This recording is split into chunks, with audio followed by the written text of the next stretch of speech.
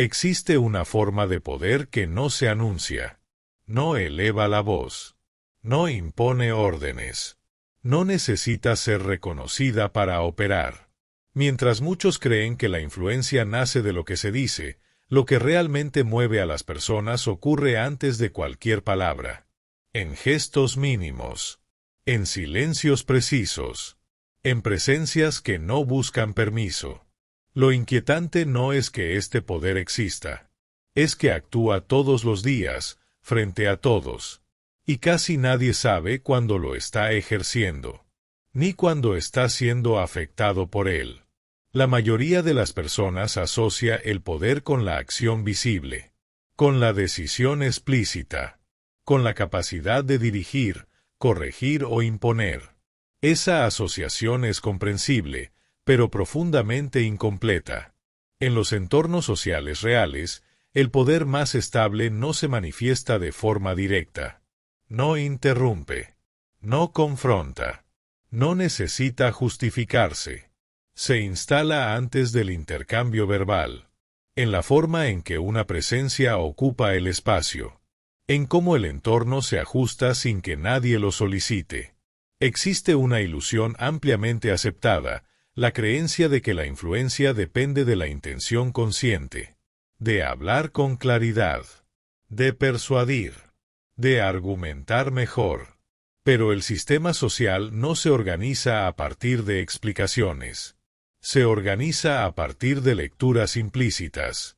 Antes de que alguien escuche una idea, ya ha evaluado quien la emite.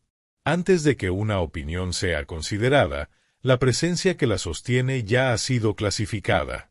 Este proceso ocurre sin deliberación, sin reflexión consciente, sin necesidad de evidencia explícita.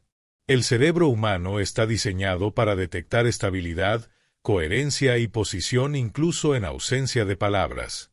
Por eso, muchas decisiones sociales no responden a lo que se dice, sino a lo que se transmite sin decir nada. Aquí es donde se rompe otra creencia común. El poder no se activa cuando alguien actúa. Ya estaba activo mucho antes. En una sala, en una conversación o en una relación, ciertas presencias generan ajuste automático. Las personas moderan el tono. Reducen interrupciones. Esperan una señal antes de avanzar. No por respeto consciente, sino por lectura instintiva del entorno. Ese ajuste no ocurre frente a quien habla más fuerte, sino frente a quien no necesita hacerlo. El poder silencioso no empuja. Atrae reorganización. Y no surge de una estrategia deliberada, sino de una coherencia interna que se proyecta de manera constante. Cuando esa coherencia existe, el entorno se adapta sin resistencia. Cuando no existe, el entorno avanza sin fricción. La diferencia no es moral. No tiene que ver con corrección o intención. Tiene que ver con eje. En los sistemas sociales, el eje se percibe incluso cuando no se nombra. Es la sensación de que alguien no se mueve para acomodar la escena. De que no se adelanta a justificar su presencia. De que no ajusta su comportamiento para ser aceptado.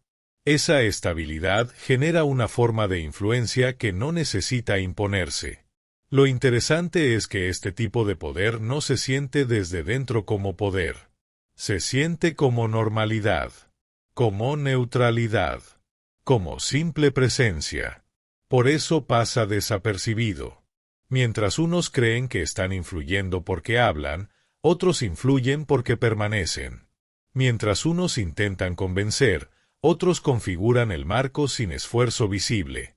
Y el entorno responde al marco, no al intento. Este poder no depende de jerarquía formal ni de reconocimiento explícito. Opera incluso en situaciones aparentemente horizontales. Incluso entre iguales. Se manifiesta en quien define el ritmo sin imponerlo. En quien marca el límite sin señalarlo. En quien permanece intacto cuando la situación cambia. La mayoría de las personas no pierde influencia por decir algo incorrecto. La pierde por no sostener una presencia estable cuando no dice nada.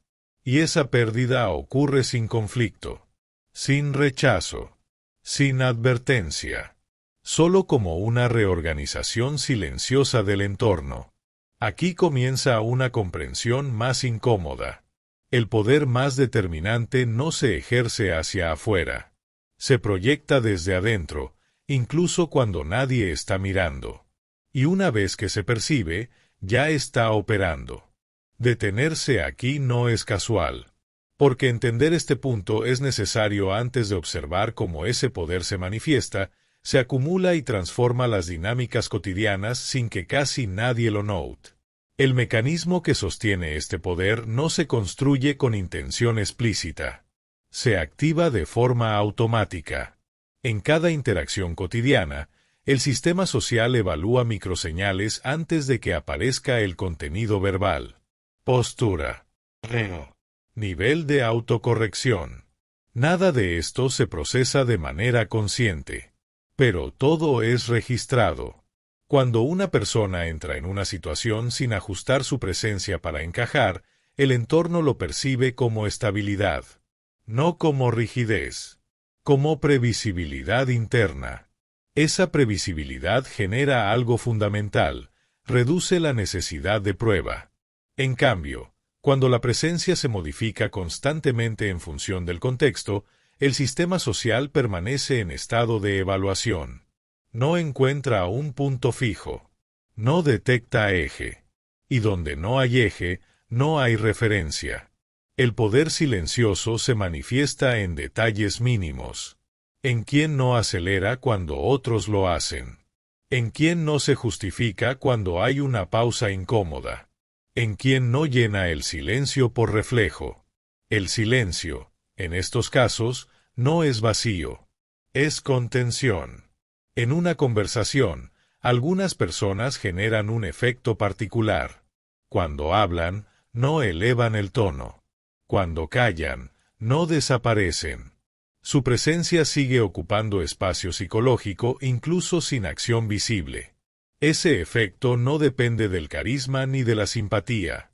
Depende de la ausencia de urgencia. La urgencia comunica necesidad. La ausencia de urgencia comunica autosuficiencia perceptiva. En las interacciones cotidianas, este mecanismo aparece en situaciones aparentemente triviales. Reuniones informales. Conversaciones casuales.